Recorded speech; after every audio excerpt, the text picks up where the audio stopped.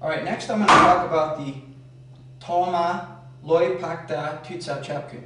It's kind of a long name. Let me explain why it's called that. First of all, what I did was step slide, and I used that Buji burning Chapkun through to hit on the low arm. So when I'm doing this movement, I actually want to rub my arm against the dummy's arm. Now the way that I would use this, there's quite a few different ways. But first of all, with the Ngoi Mun Pak Sao and the step slide here, what I would do is, let's say we're open. Now, in an open situation, when I do the Chapkun motion, and Jim uses Gum Sao to stop it, if he pushes me too far over the line, that's when I'll step up and use Tutsao Chapkun. Let's do that on the other side. So if he pushes me well across the line, and my hand is being forced over there, that's when I'll step off and exclude that hand, at the same time do the Chapkun motion.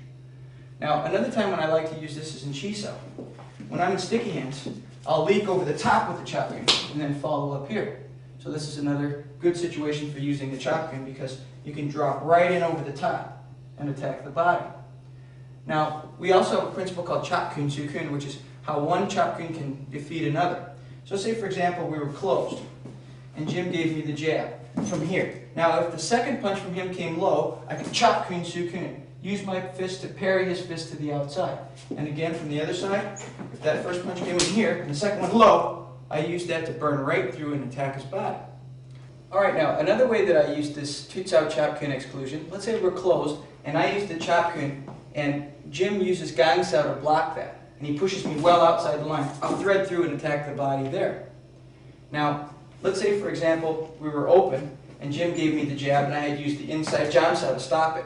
Here, I could use that Tutsao Chapkun to snake around and exclude the arm. So what I did again was to block it, and then thread through to attack the body.